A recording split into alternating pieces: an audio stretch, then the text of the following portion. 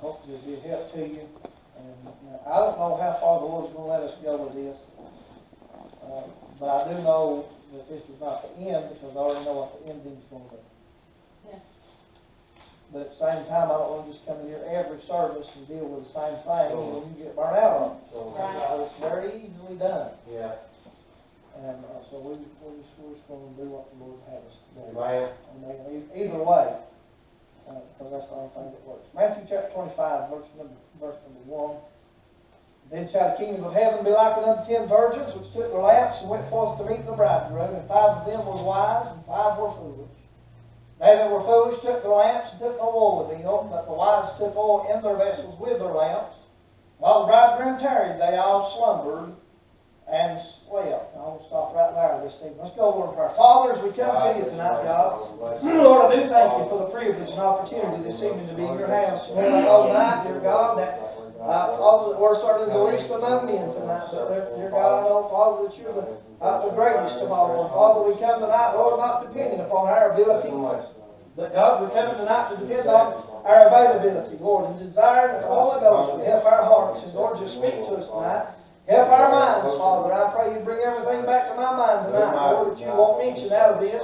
Whatever touch, move, have your perfect will, dear God. We'll ask that you move upon every need tonight, Father, upon every heart gathered in this place. Father, we pray you touch the sick and afflicted, those that are lost and undone. But Lord, tonight, Lord, for just a few minutes, Lord, would you help our minds and our hearts to come together, Lord, and unity tonight, Father. Brethren, Lord, amongst brethren tonight, Lord, equal, Father, because of the blood of Jesus. Father, just never touch and have your good will, have your way for just a few minutes, and we'll thank you for what you do. In Jesus' name I pray. Amen. And amen. Now, we started on this last week, and went over several things, but I want to just look at a little bit of it tonight, just give you just a couple of things I find very interesting we've been studying about this week. And from time to time we're going to come back and then go basically through everything again just real briefly so that you can write it down. And I believe it would be a great encouragement to you if you would do so. But notice tonight that the Bible said in verse number 5, while the bridegroom tarried, they all slumbered and slept. Now, I've been studying on the Jewish tradition of marriage, and there's several things tonight that's very, very interesting that brings the whole Bible to life. I mean, it brings so many things to surface tonight that's a blessing and an encouragement to my heart. And I want us to notice a couple of things from their tradition tonight. Now, when we went over how the bridegroom came and he picked out the bride that he wanted, and he made the deal with the father, and then he paid for the bride, and then he left, and there's a whole lot of that we've not covered yet, that we will, but when he paid that price for the bride, I do want to make mention of this so that it'll help keep you interested in it. When he paid that price for the bride, it was such a price that encouraged the bridegroom to want to come back. Amen. It was an investment. Yeah. And just like our Lord and Savior tonight, when he saved you, he paid a price for you, but it wasn't just so that he could have a certificate of ownership of you, but it was an investment. Amen. Now, when you have an investment, you put something of value in something of, and it don't have to be of no value, but you put your value into something that in the hopes of increasing your value. And that's why that he don't save us and take us on. That's why that he keeps putting up with us. God's got a hope tonight. Amen. Now, our hope's in God. Our hope that one day after a while, and it's confidence in the future of it. It ain't I hope it works. It ain't a gamble. We know what's going to come to pass. We just don't know when it's going to come to pass. But God has a hope tonight. Now, you stop and think about that for just a second, and your mind will just melt. But God has a hope, and God's hope tonight, my hope's in Him, and His hope's in me. Amen. Now you stop and let that register for just a second. When a man marries a woman, his hope is to be happy and for her to be happy throughout the rest of their life, and vice versa. And that's the same application tonight with us and the Savior. He hopes that we're happy. Yeah. Right. We try to serve Him, and when at the end of the day, we hope that we've served Him in a way that He's happy. Right. And so, see how this thing works? Yeah. And that, I'm telling you, it just gets more simple and more simple the more that you look into things and understand the Word of God. But now, we also understand this. God said that there's pleasure in sin for a season. Now, I want to give you something right here. God is not a trickster by no means. But at the same time, He created us in His image. Now, I know we got some people that are pranksters and some people that aren't pranksters. Yeah. But the Bible teaches us that Jesus came and robed Himself with the flesh, and He was tempted in all matters like you and I. Right? Now, I want to get into something I have never thought about right here before.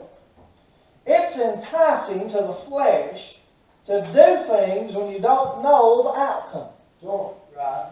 Amen. It's called an adrenaline rush. Right. Amen. And there's many ways that you can have an adrenaline rush. But why is it enticing for a man to sin?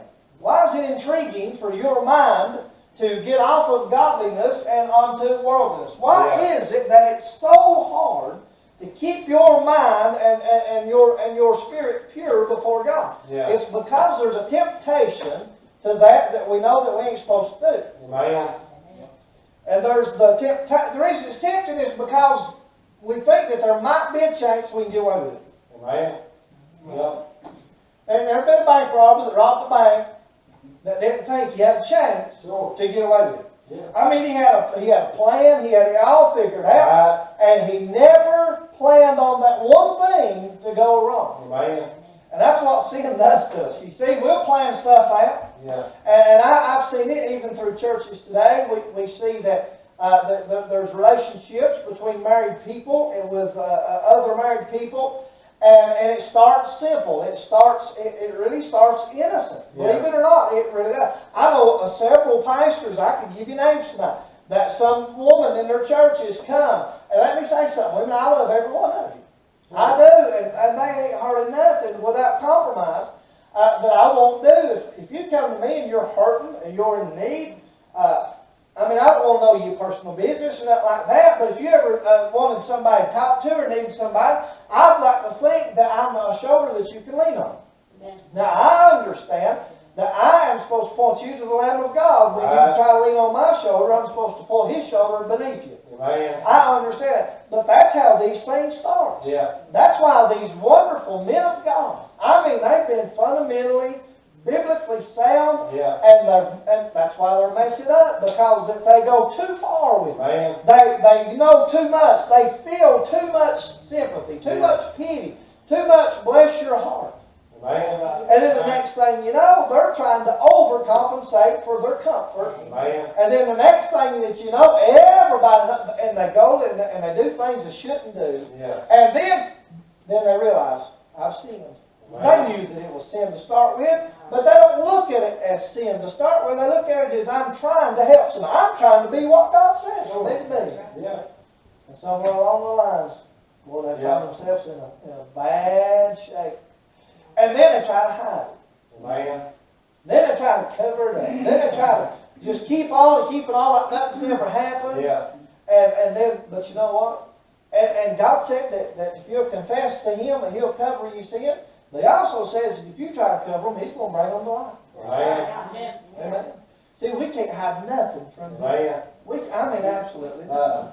But having all of that said tonight, when we study the traditions, the Jewish traditions of marriage, I see some pranking going on. I see some intriguement that the Lord allows to take place, that if we get a hold of this, listen, if you don't get nothing from this tonight, what I'm about to get into will help prevent you from sinning. Amen. It'll help you to stop whatever sin. It'll help you to stop thinking on worldliness. It'll help you to stop coveting. Amen. My neighbor's got a new truck. Well, he's probably got that new bill to go with it, is what you've always heard. But and that's true, but at the same time, if we can get our mind on the Lord, and what He has put into the preparation of us meeting Him, we'll stop looking at other things. Amen. Well, wouldn't that be good tonight? Yes, wouldn't it be good to leave Fellowship Baptist Church tonight with a mindset of, I don't have to look at my neighbor's house, their car, their spouse, their water hose, or whatever it might be. Amen. But to leave with your mind and your heart racing, thinking about Jesus. Amen. That's interesting, isn't it? Ain't that an encouraging thought tonight? You're saying, yeah, preacher, it's encouraging. What is it? All right, let's look here. Bible said when the bridegroom tarried, they all slumbered and slept. Look what's happening. These 10 virgins come, and they've got their oil lamps, and and of course the next verse says that the midnight hour the cry was made. But in the Jewish tradition of marriage, when that bridegroom goes to that father and he pays that price, it's such a price that he'll continue to do the labor that needs to be done so he can go receive his prize. Yeah. I mean, if he gave $5, he might get tired of laboring. Right. But he paid such a price that everybody would have to say that he'd be a fool to not go get that he paid for. You ever bought something? I mean, you just really wanted it, and you know you paid too much for it, but you didn't buy it to resell. You bought it because you wanted it. And everybody, I can't believe that you paid that much for that. Well, they can't believe how much you wanted that. Right. Amen. They say beauty's in the eye of the beholder. Well, that's certainly true in this case too. If there's something that you want, now I know that you might pay, and if you buy anything, you pay too much. Amen. Yeah. But if it's worth it to you and that's something that you wanted, that's your prize. Yeah.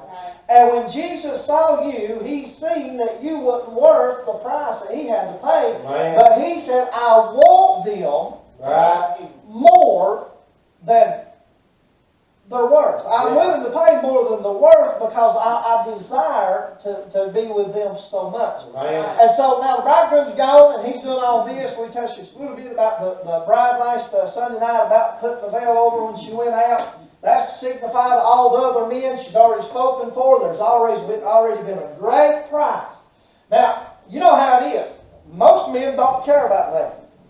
Most men would go after that female, after that woman, and they don't care if she's already spoken for or not. But I'll tell you what they do care about. When they see that there's that veil that she's got that's come from her bridegroom, they see that this man, whoever, they don't know who it is, but they know that somebody paid such a price that they know if I mess with them, and they've got so much invested in them, I'm going to be in trouble with that bridegroom. Amen. That's good. Wouldn't it be good tonight if the world could look at God's children, the bride of Christ, and see that veil? That veil is that blood that he shed, and say, hey, there's a bridegroom that paid a price for them, and I better not mess with them. Well, ain't that a blessing when you look at it on that fashion? All right, now, so look at what happens here. They're sitting here, and they're gathered in this tradition. I touched just a little bit about how the father only knows because the father has to do the inspection on the bridal chamber. And then he tells the son when it meets his criteria, you go get the bride. Now, I wasn't aware of this until this week of studying.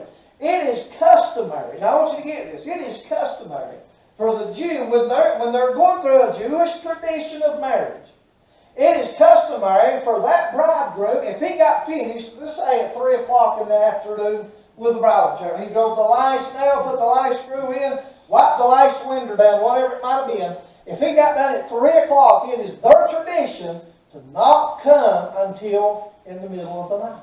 Amen.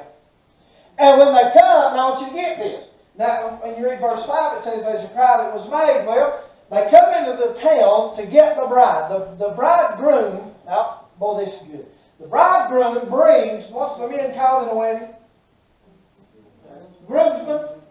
The bridegroom brings the groomsman and the best man with him, and when they get within the realm that they can hear them, one of the bridegrooms will make a cry, a very loud noise, to symbol that there's somebody here. Amen. We're fixing to come into your city.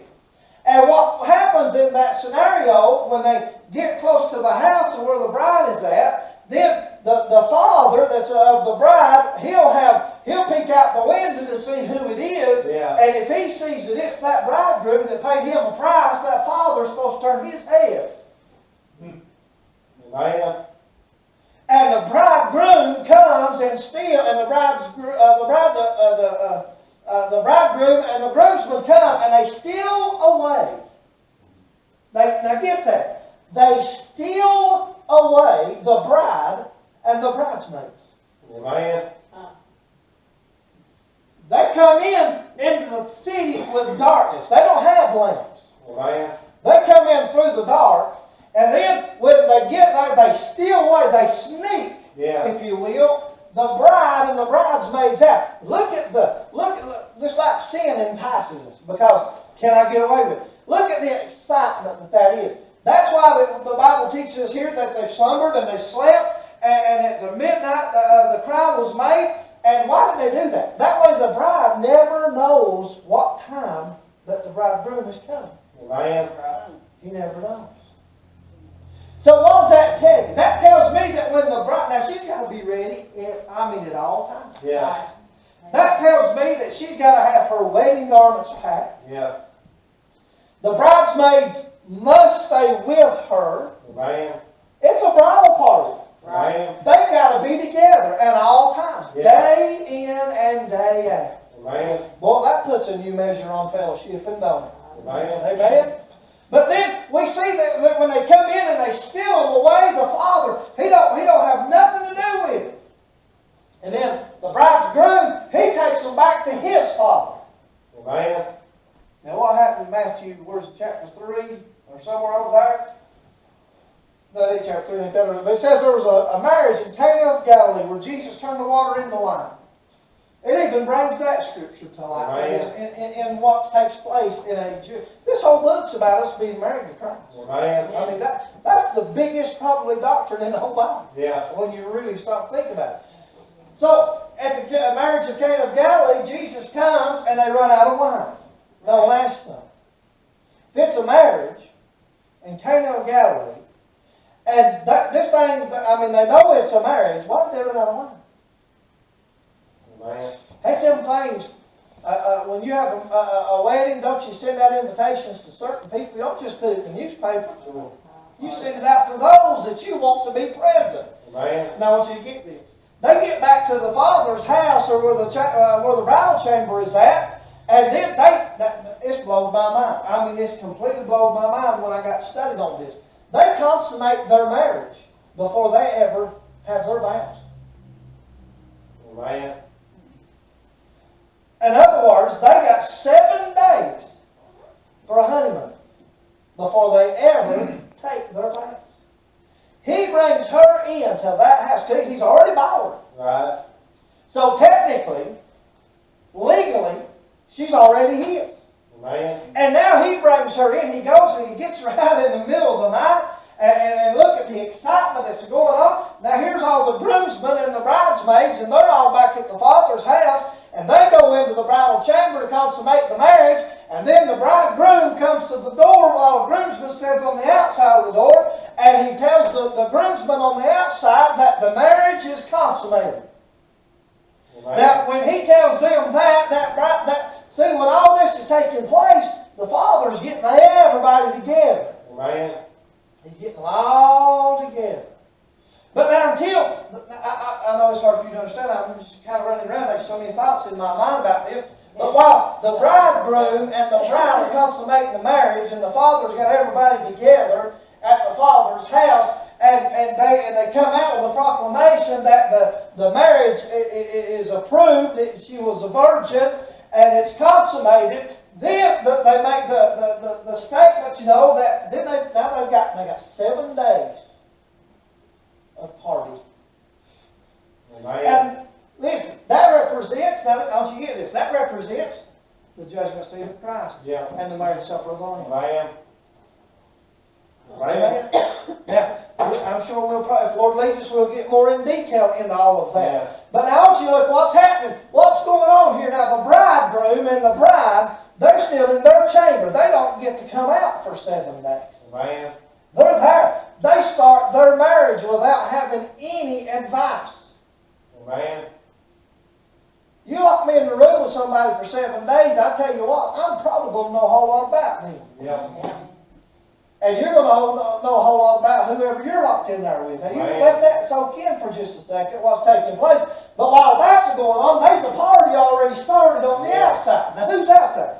Amen. Now, of course, that's going to be the people that the father invited. That's going to be the bride's family and all that. They're out here. They're having a big celebration, and now what's going on? So, what spiritually? What's it referring to as the marriage supper of the Lamb? You ever thought about this? What might be some of the conversations that's taking place? Could it be that Daniel says, Jeremiah, I read your book. Yeah. Amen. I read this, what you've done. Could it be that we'll find where that Paul is talking to the Hebrew boys and say, boy, it must have took some kind of flash. Amen. And look at what the potential is, because that's going to be those. Sure. That's not in the bridal chamber. Amen. Amen. Now, ain't that very interesting? Yeah. When you stop thinking about it. What a host of people Yeah. that there is going to be there. Amen. Then, of course, Jesus turned the water into wine. That signifies tonight that we'll never run out of joy. Amen. We're forever and ever, we're Yeah. going to be happy. Amen. You may not be happy with what you got now, but you're going to be happy Yeah. when you get over there. Amen. Amen. I guarantee you that. Yeah. So then we see, after all this takes place, then we see that the bride and the groom comes out. And that's representing the Lord coming back. Yeah. I mean, it opens up into so many different things. And I don't want to give you too much tonight because you'll be like me. You'll be running everything through your mind so much that you'll end up with your own thoughts and you might miss what God wants you to get out of it. Amen. Amen. I want you to think about what's going to take place here. I want you to think about how that He comes and He steals away. The Bible says, it tells us that we know not when He's going to come to be Right. ready. He said He gives us signs. Yeah. He gives us things to notice. Just like I'm sure that this bridegroom, as he's building the house, I'm sure now listen, they don't go and get their neighbor. Even though they get their kinspeople, but they don't get their neighbor. Most of the time it ain't a neighbor. And could you imagine, you've got all these people walks by and says, hey Tom, looks like you're coming along pretty good. Building this bridal chamber, I see. And oh yeah, I ain't got a whole lot more to go. When do you think you're going to be done with it? Well, I don't know. I keep telling my father that it's ready, so I go get her. But he says it ain't ready yet, and he points out what's wrong. Amen. Now I'm talking about on the human side, Right. not on the Lord's side. So they don't do things wrong. Amen. Well, okay. Well, I'm sure we'll know about it when it happens. Yeah. I'm sure everybody knows about it. Because when that bride and the bridegroom and the groomsmen, they leave with the bride and the bridesmaids. When they leave town, they come in and with no lamp, and they leave with the virgins holding their lamps and they're burning bright. Yeah. As they go out of town, and everybody in the town sees the light passing by their house, they know something's happening. Amen. They know something's happening. Yeah. And you know what? This is also a tradition. Once a bridegroom goes and picks out his bride and pays for that bride, it is customary for nobody to know who that bridegroom is except for the bride and her the immediate family that's in the house. Amen. They don't air it out. Prince Charles is marrying my daughter. Yeah. They don't let a peep out. It's a traditional thing. It's a customary thing for them. Everything's hush-hush. Yeah. All they know is the bride-to-be comes out with a veil when she comes out in public. Amen. That's all they know. Who you married, they won't tell you. Amen. Why won't they tell? Because it's going to mess up the traditions. Amen. And believe it or not, Jesus done things traditionally. Yeah. The good stuff, not the bad traditions, but the good traditions. Ain't nothing wrong with traditions when it's holy. That's Right. right. So now we see, now picture this. Picture a little old town. Now folks, you got to picture Jerusalem. If you ever seen a picture of it, picture this in your mind tonight. Jerusalem's a little old bitty, I mean it's house on top of house on top of house. So it's crowded. It's a whole lot more crowded than Charlotte, North Carolina is. And then in the nighttime, could you imagine this? In that day, they didn't have electricity. Amen. If they had electricity, the Bible would have said to have your Duracell batteries charged. Yeah. Amen. Right? The artificial light. Yeah. Amen. But at the same time, now could you imagine when they come in and they're hoo-hawing and having a big time? I mean, man, all this time they've labored and worked and waited, and now the time has come. Yeah. The time has finally come. You realize for over 2,000 years the Lord has worked and labored and waited. Amen. And when the time comes, can you imagine what kind of a hoorah that that's going to be? Amen. I mean, you talk about time. Yeah. Amen. It's going to be time. Amen. Amen. But I hear everybody's in the bed in the middle of the night. They hear, oh, they hear some kind of noise. And they get up and they go to the window, and then here comes the bride and the groom and the groomsman and the wedding party. And they're coming out through town and their lights are burning. Yeah. Amen. Amen. You this, I've always wondered about this. The Bible says pray that you travel, not be in the nighttime. Right. I've always wondered, Lord, what difference does it make? When you go back to this tradition, what happened with these 5 virgins that were foolish? The wise one says, go buy from them itself. So it was in the nighttime. They wouldn't know where's open. Amen. Yeah. Why is the Lord referring to pray that it not be in the night? So, because that way, this becoming, as the tradition of it is, becoming the night, there's nowhere to buy. There's nowhere to get. Yeah. Amen. Well, ain't that just, Yeah. ain't that just over our heads tonight? Amen. Yeah. Little feeble-minded, Yeah. I mean, little toe-headed people like we are.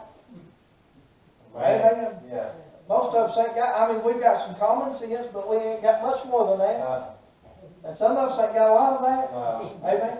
And God lets us do it. We didn't have to get a degree in theology or none of this stuff, but just those sinners, just hell-deserving. You know how many people's ever got saved that couldn't even read and write? Amen. Well, multitudes. Yeah. It ain't about our ability. It's about our availability. Amen. Amen. Amen. Amen. He came seeking to save that which was lost. Amen. Amen. See, he didn't come to call the righteous, but sinners to repentance. Amen. Amen. Righteous people out here tonight don't see that they're wrong. You're right. They don't see it. They do not read. You didn't either. Don't look at me like I'm crazy. When, before you got saved, even you might have known that you were lost in your mind, but also in your mind you thought, well, I'm all right. Right. God said, I didn't come to call them. Amen. He said, I come to call sin. I come to call them to realize they need a Savior. That's the ones that I came for. Yeah. And same thing here with this scripture. What takes place here? 5 of them didn't have no oil, and they went out. Amen. When they come back, listen, you know what? They come back with oil, I would imagine, wouldn't you? Yeah. I mean, it says, all the virgins rose, turned left, verse 7, and the foolish said unto the wise, give us of your oil, for our lamps are gone out. But the wise answered, said, not so, lest there be not enough for us, and you rather to them that sell, and buy for yourselves. And while they went to buy, the bridegroom came. Could you imagine having to beat on the door in the middle of the night? Hey, I need some oil, the bridegroom's here. Amen. No wonder God says that we'll be changed in a moment. That's why that's in there. It ain't to show us how sudden it is. It's to show us about how the thing will be no time for any preparation when He comes. Amen. Amen. Amen. We get hung up on it being suffice, that there won't be no transition from Right. life to death to life, but that's not what it's about. It's about the fact is you won't have time to make no preparation. Amen. Right. Amen. That's right. God, you out to me. Yeah. Amen. The Lord's coming back, stepping out on the cloud, saying, come up hither. We're going out to meet Him. Yes, sir. Amen. We'll meet the Lord in there. Yeah. Dead and Christ shall rise first. That's your Baptist. Amen. Amen. Amen. Amen. Yeah. That's your independent, fundamental, premillennial, Bible believing Baptist too. That ain't First Baptist. Amen. First Baptist don't claim they're anything more than what they are. Amen. Amen. The dead are the ones that act like that you ain't dead. That's the ones that's dead. No, I'm talking about spiritual. But the dead in Christ shall rise first, and we which are alive remain shall be caught up together, meet the Lord in air. Amen. And forever from that moment on, we're going to be with Him. Amen. There's a whole lot of things going to take place. A whole lot of judgments are going to happen. A whole lot of romance is going to happen. Right. A whole lot of intrigue is going to happen. I mean, man, what is there lacking Yeah. that it would take to satisfy you? I want you to think about that. I mean, let this soak into your heart right now. The things in this life that entices us. Amen. God, it's a counterfeit. God has the genuine. Amen. God has a genuine. I've heard people say, well, I got saved, I can't quit gambling. You know what? You can. Yeah. Now, don't misunderstand me. I mean, I like to gamble as good as anybody before God saved me. And I stay away from it. Because I don't know how strong I am. Amen. Or should I say, I don't know how weak I am. Yeah. So I just stay away from it instead of trying to figure it out. Amen. Amen. You got people that used to be an alcoholic. There's days I'll be working hot, and man, I can just, I'll crave.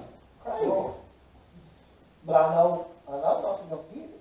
Amen. Right. Amen. So I stay away from it. Yeah. It's just that simple. Amen. Tell you, I know a man, his name's Tommy. He's an older feller, I don't know, I'm going to guess early 60s, and this is God's honest truth. And he's got a bad heart. And every man in his household died before 50 of heart attack. His daddy and all of his brothers, there's a pile of them. And every one of them's got heart problems. And even his sisters has got heart problems. And all the men died by the age of around 50 years old. And this man's got a defibrillator in his chest. And his heart gets out of rhythm, and that thing has to shock him to get his heart back in rhythm. Well, here just not too long ago, it shocked. He's always been real big in drag racing. Loves hot rods. I mean, he's an old timer that loves hot rods. And he got around somebody that had a hot rod here a few weeks ago. They cranked it up, and he got so excited that his heart stopped, and that defibrillator had shocked him, and something happened. It wasn't supposed to have done this, but it shocked him so hard it threw him on the ground and broke his arm. And the doctors told him, said, you get so excited around a hot rod. And he used to drag race all the time, got trophies hanging all over the house, pictures everywhere.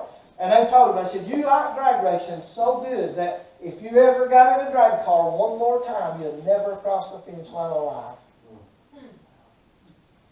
He gets so excited about going fast. His name's Tommy Murphy. From Murphy's Junkyard down in Sprucetown. Amen. He's as blue as a fish hook. He's on so much medications now. All kinds of, boy, he's fighting. I mean, he fights so hard to stay alive. I don't know how many heart surgeries he's had. He's had like 11 heart attacks already. Full-blown heart attack, 10 or 11. Some of them been said the other day. And he likes them cars so much that it'd kill him. Amen. We like, now there ain't nothing wrong with them cars. No. As long as it ain't coming before God. But put your sin in that car's place. We like our sin so good. But the great physician says you'll never cross the finish line. Right. Amen. And that's a counterfeit Yeah. for what we call joy and Amen. pleasure. Yeah. When God's got the real McCoy that won't make you sick, Yeah. won't hurt you. Amen. Amen. Hey, you like gambling? It's gambling living for the Lord. Yeah. Amen. Yeah. It is. He's hoping that we'll be better than what we are. Yeah. Yeah. Amen. Now you start thinking. You like getting high, man. It ain't nothing like getting high on the Holy Ghost. Amen. Amen. Don't even get tickets. Amen. I'm honest to God, I believe, you say, preacher, you're crazy. I believe this all my heart. I believe you can be going down the interstate and get high on God. And even if you do something that's wrong, I don't believe the Lord would ever allow you to be pulled over and get chopped up. Amen. I believe He'd protect everybody, you and everybody that's around you. Yes, sir. I can't tell you the times I've traveled more than 20 miles on interstate and not recall a foot of it. Amen. Just God, get in the car and get surreal. Yeah. I've had people look at me like I was crazy, took pictures one time right here where you turn to get off interstate and go up to Marshall. Going to work one morning, driving a little red Ford Pro. Going to work out there, or going to do something out there. I wasn't that red Ford Pro, I was in something else. It's red. I remember that. Man, God got so good, I was pulled over by the side of the road and got out and went to running around the car. Took a running fit right beside the interstate. People bowling up, wondering what in the world was going on. That's until how many laps I'd made before I realized people was looking at me. You say, preacher, I ain't never done that. Well, you ain't never had God get in the car with you like that. Amen. Amen. Hey, I'm telling you, well, I ain't never been that excited. Well, you can be. Sure. You can be. Amen. The Lord's going to steal us along. Amen. He's going to cut this. He's going to come and Yeah. He led captivity captive. They were Right. captive in the heart of the earth. But at the same time, the Bible teaches us that He's going to come and He's going to steal us Yeah. away. Amen. Look at the intriguement in that. Amen. Why is He going to do it? Let me say something right here. That bridegroom goes and he pays that bride's father the price that the father says that she's worth. Get that? The father said she's worth it. Amen. Our Heavenly Father said they're worth it. Amen. And Jesus said, well, they're worth it. I'll go pay the price. Amen. Amen. There's enough shadow for, I don't know, 1,000 years. Amen. At least. Amen. But now, I want you to get this. When the bridegroom comes to steal away the bride, that father will recognize and make sure that it's the right bridegroom. Because he ain't going to let that woman slip off because he's got to pay that price back. Right. Ain't that an interesting thought tonight? Amen? But now, so, what does he do? He turns his head. But now, wait a minute. The Bible says, ye are of your father the devil. Amen. That father has nothing to do with that bride, his daughter, slipping out and going off to their ceremony. Amen. Yes, that father's going to be a part of it. They're not being segregated, Right. but it's part of their tradition. Why? Because the Bible says you are of your father's the devil. When the Lord comes, guess what? The devil's going to take a peek out the window and see that we're checking out of here today, and nothing he can do about it. Amen. Right. Thank you, Lord. You know why he can't? Let me give you a little detail. You know why he can't do nothing about it? Because he can't afford Amen. to do anything about it. Yeah. Amen. Amen. He don't have the equity Uh, to recompense that bridegroom. Amen. He can't reimburse Uh, the price that's been paid. Amen. Amen. Boy, if we'd been in colored church, we'd had all kinds of hallelujahs right there. Amen. Amen. You let that soak in for just a minute. When the devil Amen. gets on your back, hey, he can't do Right. nothing with you. Amen. The Bible says you're not your own, you're bought with a price. Yeah. You're redeemed by, not with corruptible things, but such as silver and gold, by the precious blood of the Lord. Amen. Satan ain't got nothing on you. Why? Because you're not yours, you're his. Amen. You belong to the Lord. If you're saved tonight, you belong to Jesus. Right. And Satan can't reimburse. He can't meet the measure that the Lord paid. Amen. Amen. Praise God. Amen. Amen. I mean, that's just so Sorry, that's good. wonderful. Amen.